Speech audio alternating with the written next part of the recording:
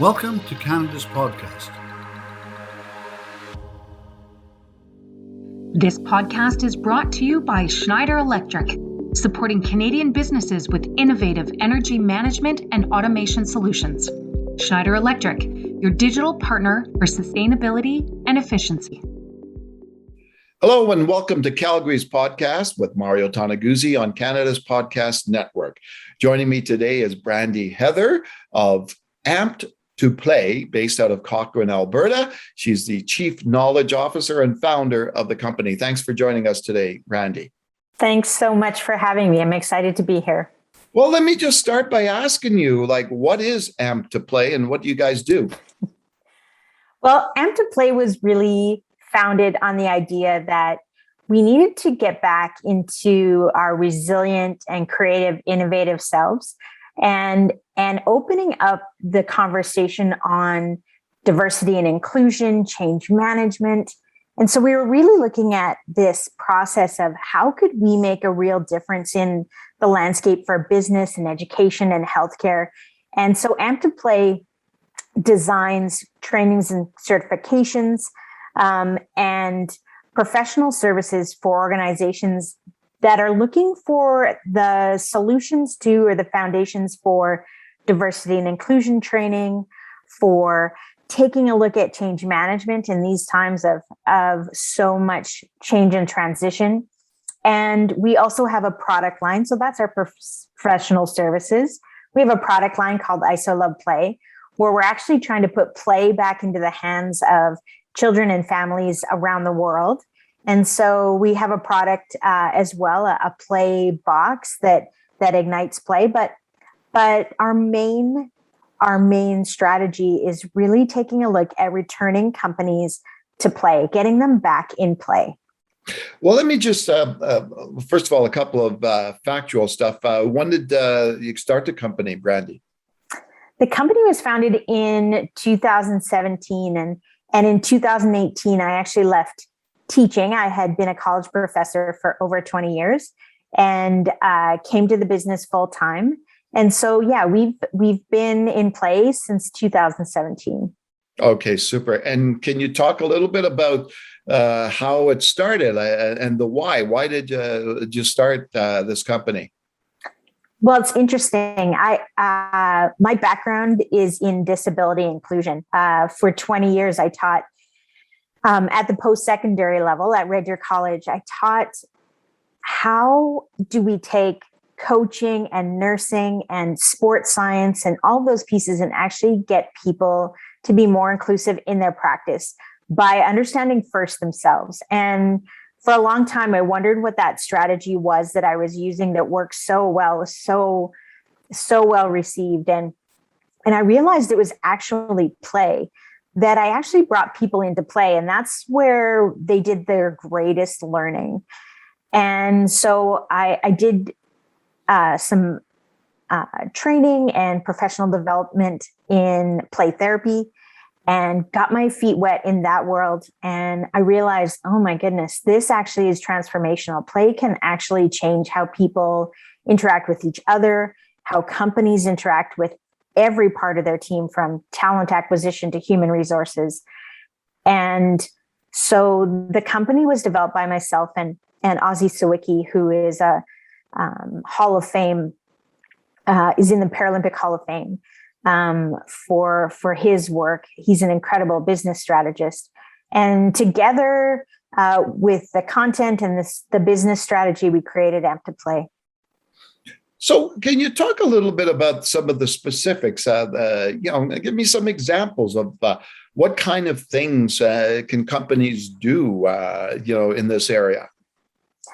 So one of our products is called Policy to People. It was really designed to help companies take these wonderfully well-written policy documents about everything from diversity and inclusion to processing their business, and all of these fancy documents and wonderful. We need policy, but was the policy translating to the people that were using it? And so one of the things that we do is a 21-hour course where we come in and work with a business and help them to really get connected to the diverse strengths of their organization. So we really build people from creativity and innovation and help them to understand that that's actually a huge part of how a company can strategize for profit and engagement and loyalty and retention.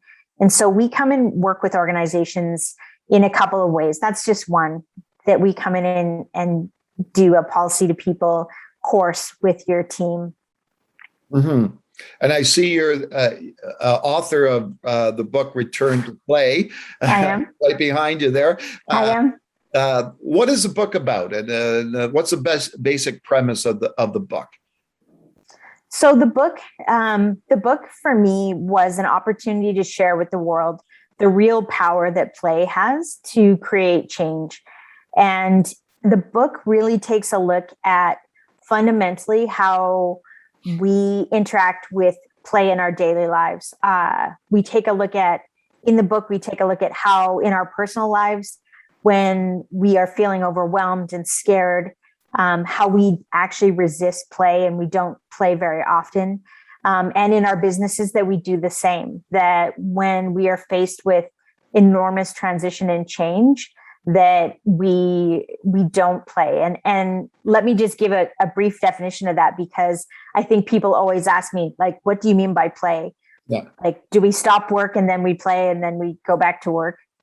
And play is really a space where we feel our most creative and capable selves. So it's a place where we choose the direction we're going. We use our kind of creative and innovative selves, and we're free to do that. And so the question is, are there moments in our workday that we can actually put ourselves so that our play takes on some of the or our work becomes some aspects of play or flow? And that's actually the main goal of the book is helping people to question, what can I do in my work that could also be considered play, where I'm actually bringing all of my full self to work. Yeah. Do you think as a society, we've kind of lost our ability to play? We have, and not just our kids. I talk in the book about our kids losing this ability to play when we standardize and structure everything, but we have actually done it in our business and our educational worlds as well. So often, I think we have lost this ability to play because we're so focused on play being this, frivolous, unproductive space, but actually play is our most productive space.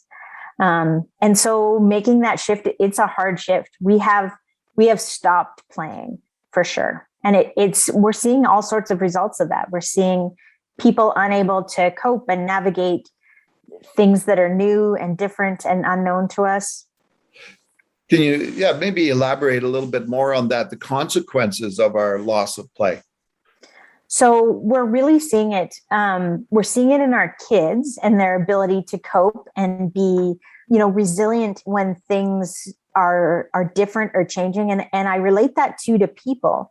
So children's ability to cope with new and different environments and people is actually reduced by the fact that we don't let them go out and play as freely as we used to. You and I probably know that we spent a lot of time in free, unstructured play when we were kids. Yeah. And we actually learned a ton of things from that. So that's actually relating now to our adulthood. It's now seeping into the way that we connect with other people and try to navigate things that are totally new to us or unknown. And so it's a little bit like traveling in a world where you're afraid someone's going to come out from around the corner all the time and jump out and scare you. And you're not really ready for that. So I feel like that as we start to return to play, just be a little bit more mindful that we need to let go and that the structure it's there for a purpose, but there's also a place for this absolutely unstructured space, because that's where great solutions come from. At Schneider Electric, we empower Canadian businesses to utilize energy and resources efficiently. Schneider Electric, the future of energy. I have a very strong sports background. Not that I was an athlete or anything, but I, as a journalist, I spent a lot of time covering sports, and from the minor level to the elite level, Olympics, and the people that I've talked to over the years, the successful business people I've talked to that had a sports background, always referred to that sports background as giving them the base for a lot of stuff, right? For things like teamwork, things like resilience, things like setting goals and learning how to overcome obstacles. Things like learning how to fail, right? Because you 100% in every game, right? And so, yeah, we've got to return to that. So how do we do that? Like, how do we, change a society that, I look at, I'm, looking across my street now, right? And, if I go back in time 30, 40 years ago, whatever, when I was a kid, I would be outside playing street hockey with my kids, right? Now I don't see anybody out there. Yeah, you'd be out there with every kid too.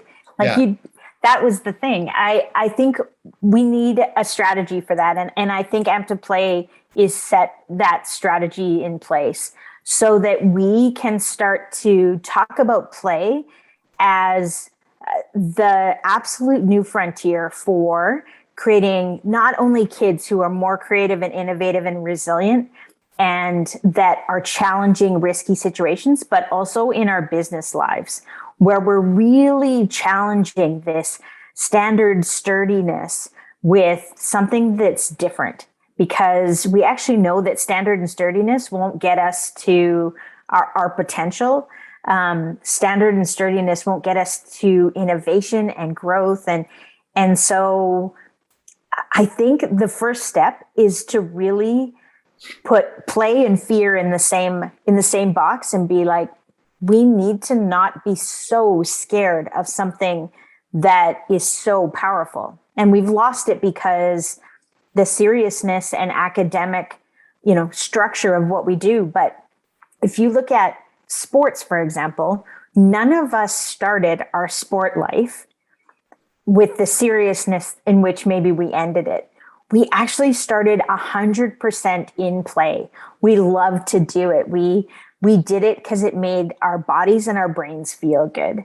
Yeah. And so if I can come back to your sport illustration, that's actually, we need to start back into the things that actually give us choice and is a little bit risky and tell us who we are. Do you think that's one of the reasons, I look at downtown Calgary, for example, and maybe even out in the suburbs, but offices, right? More and more, you're seeing offices bringing in kind of like a playful environment for employees. There's foosballs and things like that in kind of amenities in office space. Is that part of the reason why they're doing it? You know what? I have a real, my thought on this is that people are often bringing in playful things because someone said to them, if you bring in playful things, employees will be happier. But we forgot to ask the employees. Like, we forgot to ask people, what would actually make you feel like true belonging and engagement in your job? And oftentimes it's not a ping pong table. A ping pong table ends up being a wonderful structure to store things on because you didn't really ask people. So I'm trying to get organizations to really stop trying to make it a thing. Like, we don't need to bring in a foosball table or a ping pong table. What we need is to find out how the people in our organization play, what they value, what part of their work really feels like, oh my goodness, I could do this part of my job forever. Like, I love this part. And this is actually what I do outside of these walls too, because that actually we know leads to less absenteeism, more retention, right? More loyalty, all those things. But yeah, we want the standard and sturdy. If I bring in a ping pong table, then I did the play thing and now I'm good. But I actually think the play is actually in your people.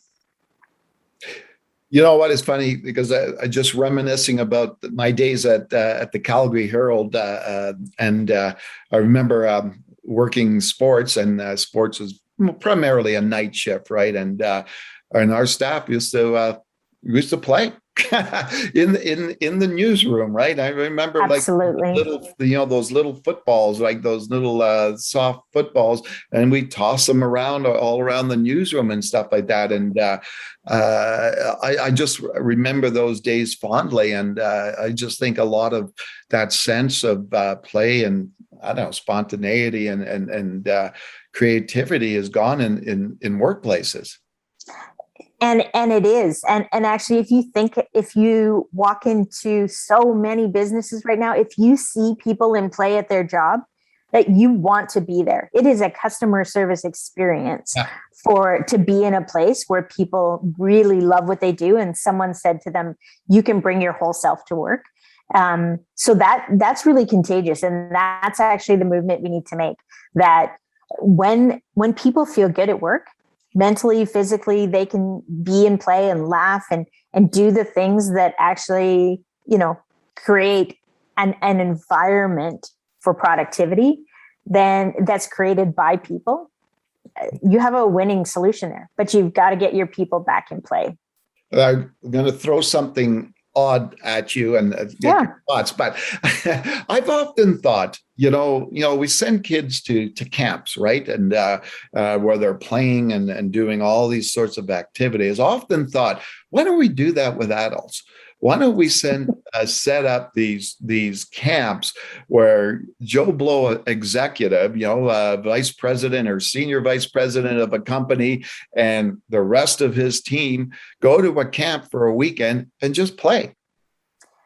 And can you imagine the psychological, physical effects of actually having a weekend in play with your organization?